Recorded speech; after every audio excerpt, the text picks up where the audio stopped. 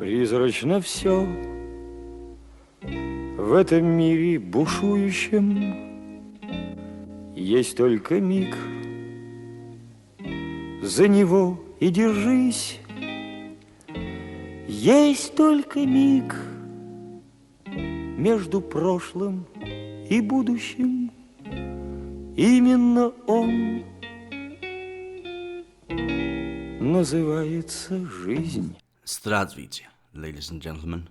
Welcome back. Today we're going to talk about a very blessed man, a very wholesome man, Father Alexander Min. With all the degeneracy and all the dirty things happening in the world, I think Alexander is a good counterpoint for all of this.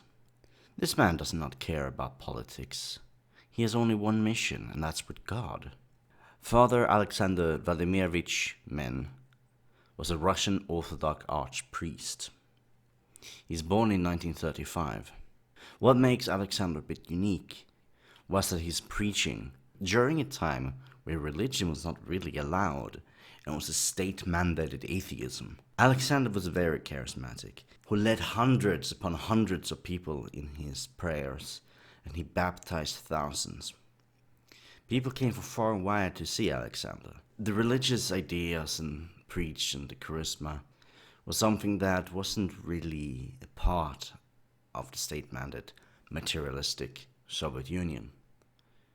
So to see him preach something he truly believes in, which is the idea of God, was amazing for many people. Let's take an excerpt from one of his books called On Christ and the Church. To understand why man is such a perfect person, to understand the bad and the good in the world. The universe is formed and developed along two principles. The universe evolves on the one hand according to the vision of God, and on the other hand is constantly penetrated by elements which opposes this principle. I will formulate the notion with the following short statement. Blind is the one who do not see the harmony of the world, but equally blind is he who fails to see the disharmony of the very same world. If the harmony of the world proceeds from the highest vision of the Creator, if God sees it in the creation of the world from a point outside of time when he says the world is extremely good, then there is a God's vision. But the historical presence, there is still a clash of the polarized forces, polarized within creation itself.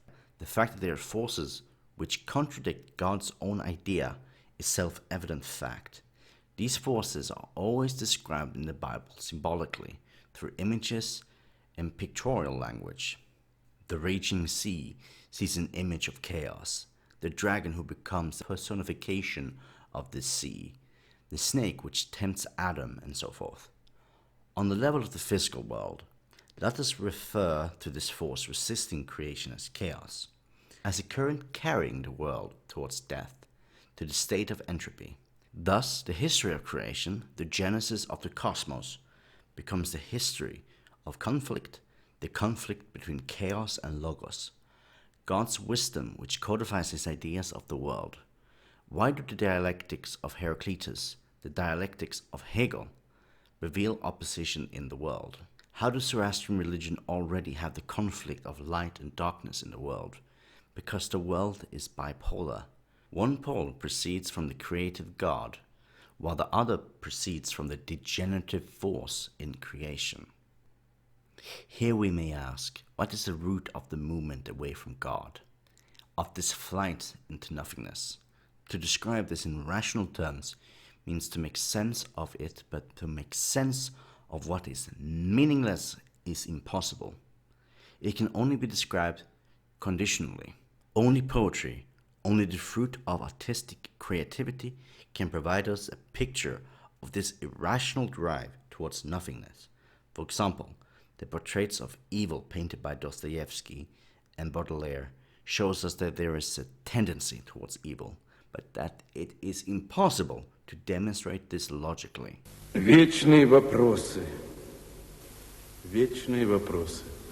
Как часто мы о них забываем. Как давно эти вопросы куда-то ушли далеко на задний план. Спешка, гонка, шум, сдавливающая жизнь, суета, а вечные вопросы все равно остаются. И вот когда нам становится особенно трудно, когда мы чувствуем, что задыхаемся, в этот момент стоит задуматься над тем, что в течение тысяч лет люди любых культур и цивилизаций ставили перед собой вечные вопросы. Нет ничего случайного во Вселенной. И то, что мы задаемся вопросом о смысле жизни, о цели жизни, о назначении, это свидетельствует об удивительной тайне, которая присуща только человеку. Alexander was not a political man, but because he gathered so many people, the Kremlin saw him as a threat. He always thought the KGB was after him, and maybe he wasn't wrong. Alexander was murdered by a man we do not know, and everybody thinks it was the KGB trying to silence their enemies. But all Alexander wanted was the divinity of God. He did not care for politics. He just wanted to preach. And this is what makes him so wholesome in a way. Because usually there's a political motivation behind everything. But this man didn't have it. But don't take me wrong, he was not without enemies in the Orthodox Church itself. There's been people claiming that Alexander is a heretic. And there's a few reasons for that. Mostly it's his ecumenical views. The idea that it's not about the Orthodox Church, it's about God. So it's unity with God. And once the Orthodox Church got a bit of power, they didn't see him as good because they wanted the power themselves. So he was a bit of a threat. But that threat kind of died out quite quickly. While it was a threat in the beginning, sort of like, what could Alexander's ideas lead to?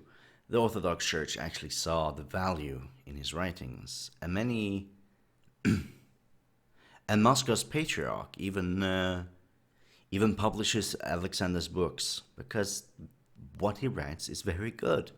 Sure, there might be some small disagreements, but it doesn't matter.